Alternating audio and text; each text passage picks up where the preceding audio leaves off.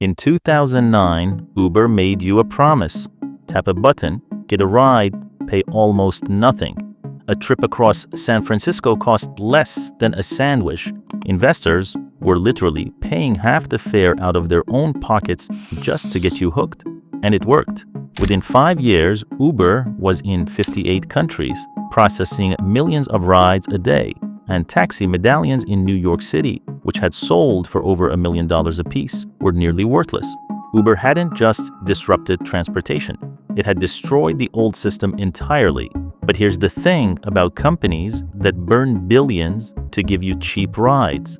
Eventually, they want that money back. And Uber didn't just want it back. They built an algorithm to take it silently, automatically, and at a scale that would make Wall Street blush.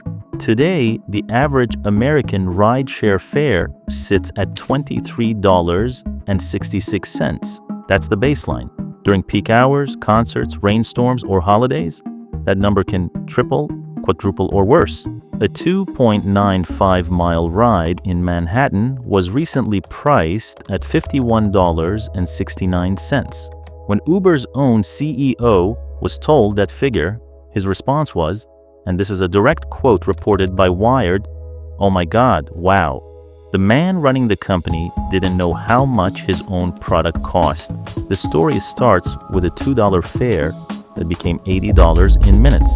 It's about price surges that went from transparent to invisible. And it ends with a company that lost over $30 billion, somehow becoming one of the most profitable tech giants in the world. And why 60% of riders say they're now using the app less because of what it charges them. The numbers are real, the receipts are public, and the story somehow keeps getting worse the more you dig. Surge pricing wasn't invented in a boardroom. It was born at 1 a.m. on a freezing Friday night in Boston. Uber's local team had a problem. Every weekend, right as the bars closed and the subway shut down, drivers would log off. Thousands of people needed rides, and almost nobody was available to give them. The result was a flood of unfulfilled requests and a lot of angry, stranded customers. So they ran an experiment.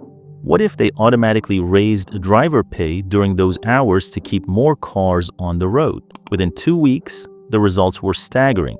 On-road driver supply jumped 70 to 80%. 2/3 of previously unfulfilled ride requests were now being completed. Board member Bill Gurley called it the most compelling proof of real-time supply and demand economics he'd ever seen. The mechanism was simple and, importantly, transparent. When demand outstripped supply in a given area, Uber's algorithm would calculate a multiplier, 1.5 times, 2 times, 3 times, or higher, and display it on the rider's screen in bright blue. The system updated every 5 minutes, and it was hyperlocal. One block could be surging at 3 times while the next street over was normal.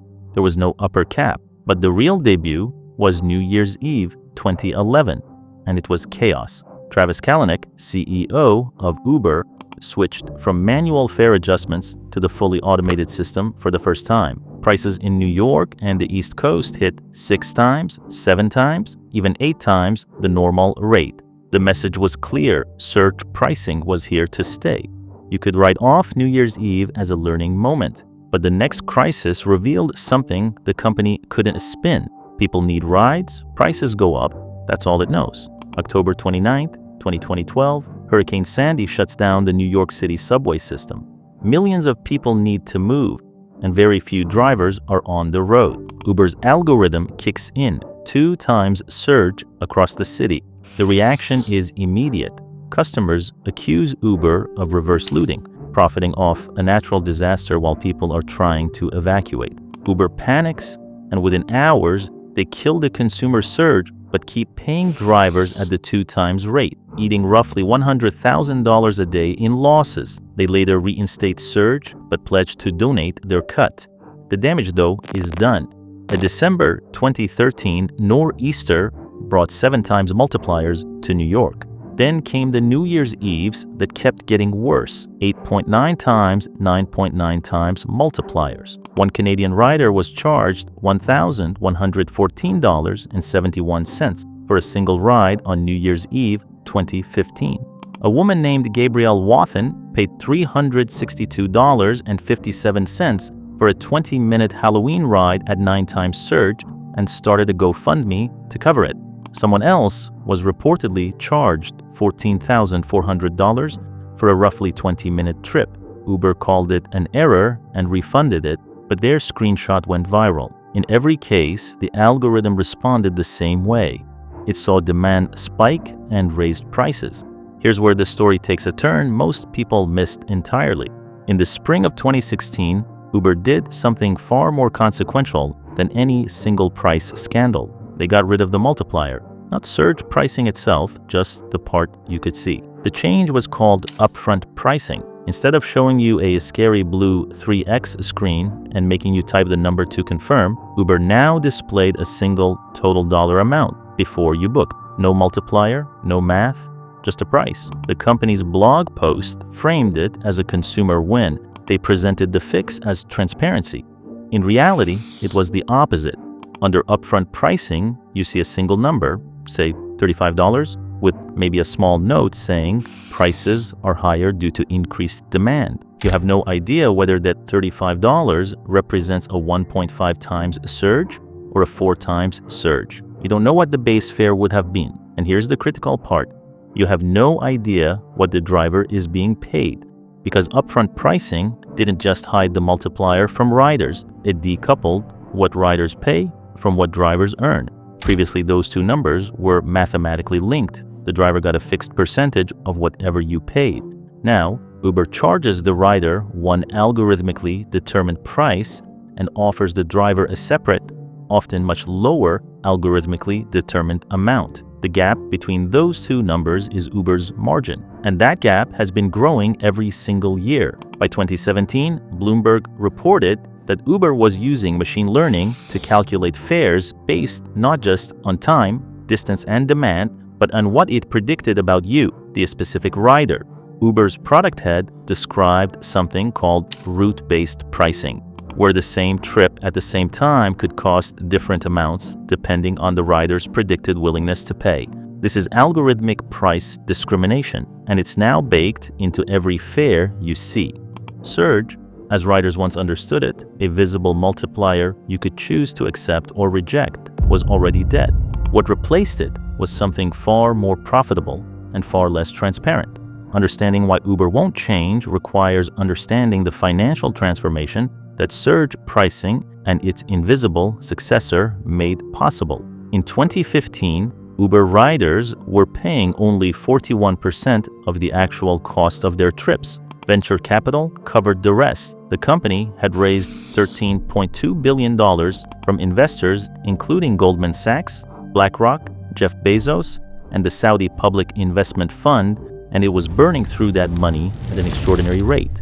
In Madrid, the hourly driver subsidy was nearly double the hourly fare charged to riders. The strategy was deliberate. Enter a city, benchmark against taxis, then undercut them by 30 to 40% using investor money. Get riders addicted to the low prices, crush the competition, then raise fares once there's nowhere else to go. The IPO in May 2019, priced at $45 per share, was the moment the model flipped. Wall Street doesn't reward growth, it rewards profitability. And the only way to turn a company losing billions per year into a profitable enterprise was to make every single ride more expensive while keeping driver costs as flat as possible. That's exactly what happened.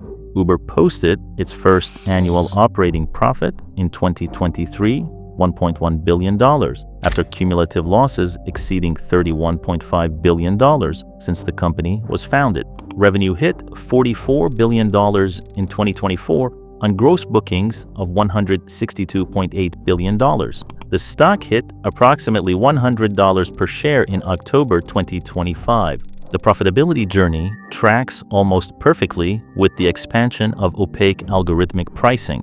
Uber's official take rate for its mobility segment rose from about 19% in 2021 to 30.3% by the fourth quarter of 2024. The difference between a 19% take rate and a 40% take rate across 11 billion annual trips is tens of billions of dollars. That's not a pricing strategy. That's a wealth transfer from riders and drivers to shareholders, executed automatically by an algorithm that nobody outside Uber fully understands. For years, Uber operated in a regulatory vacuum, moving faster than governments could respond. That time is ending. India has been the most aggressive regulator, capping surge pricing at 2 times the base fare and platform commissions at 20%. For now, a startup called Namayatri has been offering rides with 0 commission.